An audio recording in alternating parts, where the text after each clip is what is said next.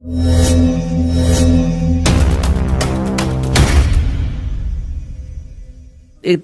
kasi ang problema ko kay Gordon eh.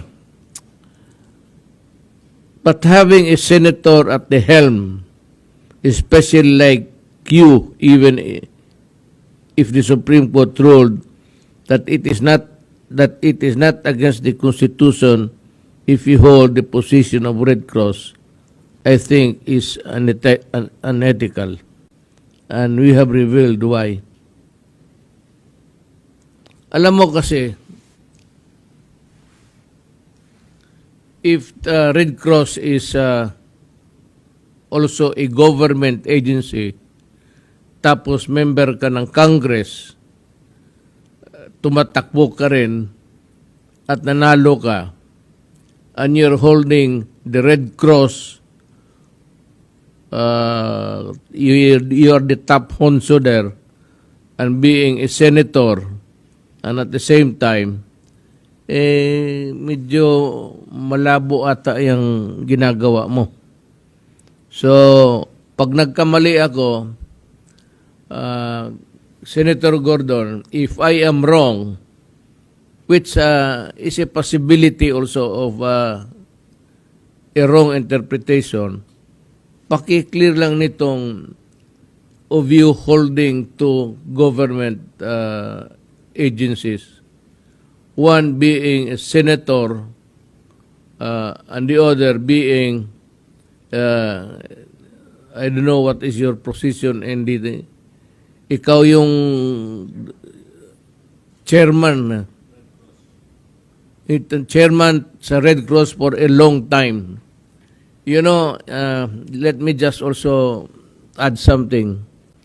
As far as I can remember, even before I entered politics, Gordon, hinawakan mo na yung Red Cross and you control the agency like the way you control everything. You are so bossy, and I think that the true work of the Red Cross is not reflected in your actuations. Ito pang isa, Red Cross is to be a non-profit organization. But amid the onset of pandemic, Red Cross, under you, charged testing at astronomical rate for around 4,000 pesos, 4,700 pesos a piece without any discount for senior citizens or persons with disabilities. Is this not a clear violation of the expanded Senior Citizens Act? Pakisagot lang nito. Kasi it is a violation of law to deprive the senior citizens and persons with disabilities of lower prices in consideration of their present situation.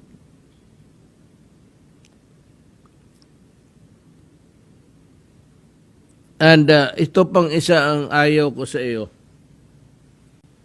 At the time when we were busy testing everybody at humingi kami ng tulong sa inyo, Red Cross.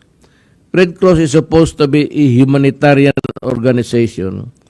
But when government was struggling to source funds, you threatened to stop testing.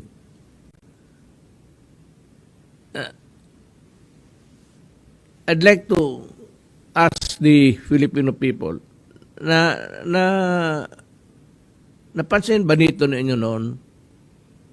Nagalit siya at sabi niya kung hindi magbayad ang gobyerno, he threatened that he will stop the testing. Alam mo, I really do not know, but I cannot see the rationale of your statement na you threaten government with something which ought to be done by you, irrespective of whether or not may pera ba o wala.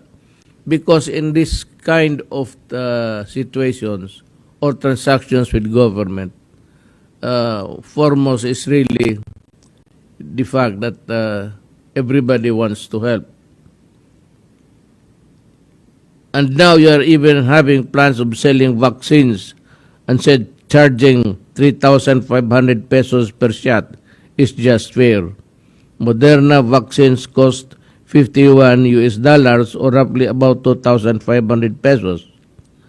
What is the extra 1,000 for? And for whom? Yung Moderna na gagamitin mo is 2,500 pesos. Pero sabi mo, you will be charging 3,500. So there is an extra of 1,000. Anong gamitin mo nito in situation in the Philippines? Is this a fair move of yours during the time of when the Philippines is suffering from, just like other nations, the effects of pandemic? Is the Red Cross saving money so that it would eventually pass a resolution to set aside a big amount to fund your elections plans, just like the funds you used in the 2010 and 2010 campaign? Alam mo, ginagamit mo itong Red Cross. And I dare say na ginamit mo talaga ito para sa elections. Ito yung milking cow mo sa totoo lang. You have been there for quite a time. Is it not fair to say now that bumitaw ka na and give others a chance at para mahinto na yung ginagawa mong kalokohan? Remember the plunder complaint filed against you by fellow senator in 2017?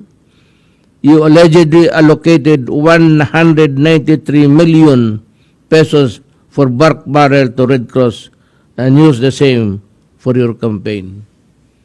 Ni ikaw mismo karami mong ginawa na sindikato, things that you should not do as a public official. Yung 193 million pesos na pork barrel na ginamit mo, hindi mo nga masabi sa amin kung saan nalagay yun, totoo ba o hindi. How about the disallowances and charges in the SBMC's books of accounts when you were sitting as chairman? Is this amount of 140 million pesos? Is this the reason why you lobbied for certain individuals to be appointed to the SBMA so that you can protect your own interest? And when you said, hindi ako pumirma doon dahil kako dapat ayusin yan, so wala akong problema dyan.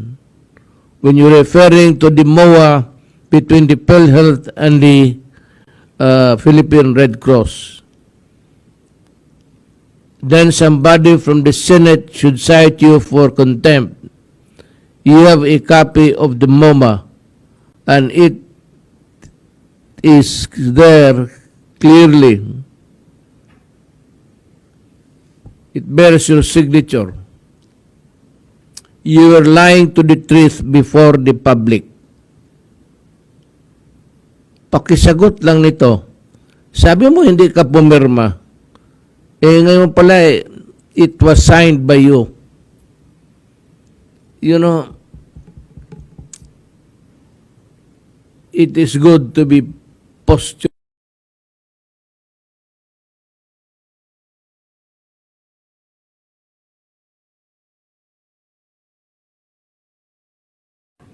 Ang talagang ikaw yung maputi sa lahat. Yan ang totoo dyan. Pakisagot lang nito. Because kailangan ito ng Pilipinas malaman. Nag-iimbestiga ka na wala namang batayan at yung kagaya nitong I'd like to address myself to everybody, to the senators especially.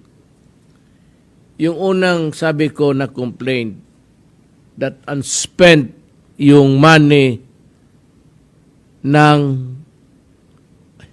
DOH na binigay sa kanila. The DOH is planning so many things to fight the COVID. At bakit mo naman pakialaman na ito may pera dito, bakit hindi pa ito nagastos? Why are you trying to run the Department of Health with your investigation? Kayo na ang gustong magpatakbo kasi nagtatanong na kayo kung bakit ito hindi pa nagastos.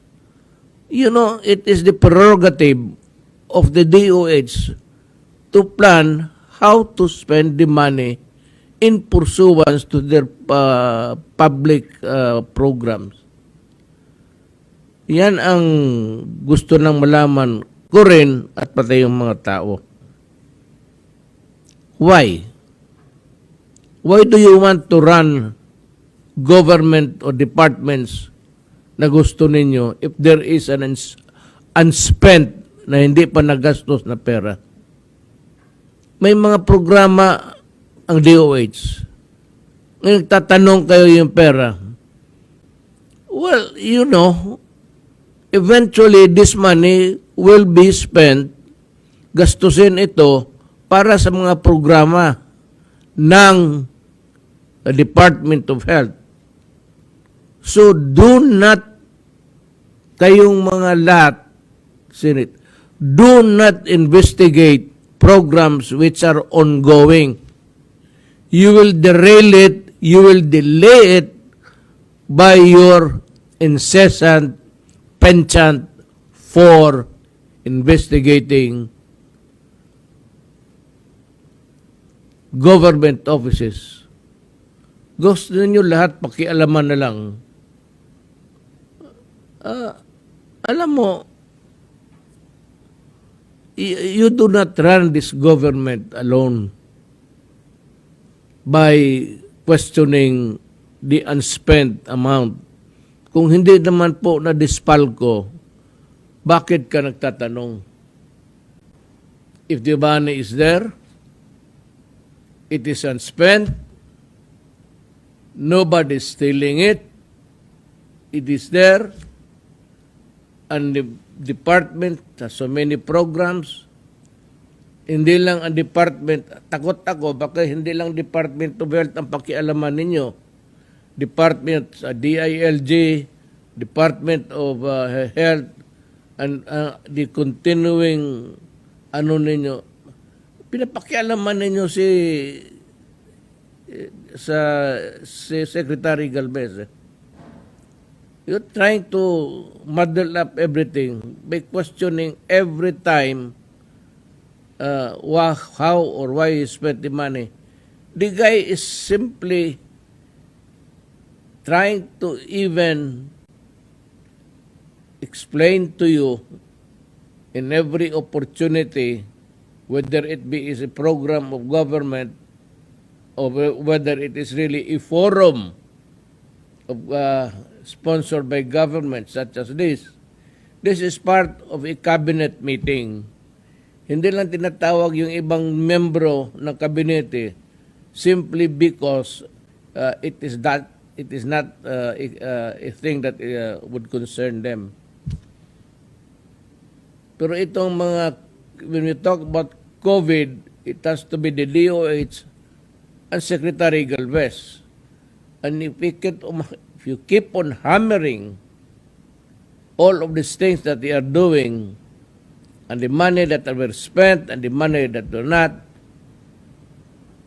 why don't you just wait until they have completed the project or until the project is terminated? Ganon sana ang gawin ninyo. Pakiusap lang por respeto. Well, kayo ang tiga, kayo yung palaging nag-iimbestiga. I hope that someday we will have also a time to question your actuations. And we will start with you. Hindi naman kayo lahat dyan malinis. But you are the one making a noise that is just really a noise for no purpose at all but to create a noise, then kindly answer the questions that we pose today. With that, we would magpapasalamat kami sa iyo kung masagot mo yan. But you know, I repeat, for the longest time, you are the one holding the reins of the Red Cross. Marami nang nagtatanong, and everybody would always be surprised because you have the ready answer and you are controlling even the money of the Red Cross. At ang pinakamabaho ang nakita ko sa iyo is when you threaten to stop testing. Anak ka ng ikaw, di mo maintindihan. Ulitin ko. Yung ginawa mo, you threaten government that you will stop. You stop testing people so that they will die just because you are not paid. And the money that you have accumulated all these years would run into billions. At ang gusto kong makita yung audit talaga ng totoo ng Red Cross. And maybe I will demand, the Executive Department will demand that we be furnished a copies of your audit taken by COA, and COA to give us the copy so that we can review also what you have audited at tingnan ba namin kung tama o hindi. Mas mabuti na yung ganon. Let us be open to everybody. You open your books and I open mine, and you can read all what is entered there, and I also examine what you have done so that it will be a fair scheme for everybody. Yan lang ang gusto ko tanongin. Kasi ito si Gordon nagmamalinis Akara mo walang ginawang plenty. We will start also with your record as a public official. Plenty. Yang Red Cross na yan,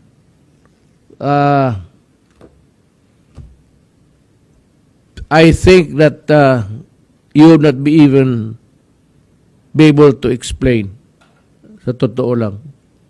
If there is an honest to goodness examination of the book of records and the audit of the past years, and we will review if it reflected really the real actuations of you and the others there in the Red Cross, I'm sure that we will find something. And we believe that you are also guilty of sabihin mo ng malversation, tell us. We would be happy to know kung meron o wala. Salamat, Mr. Gordon.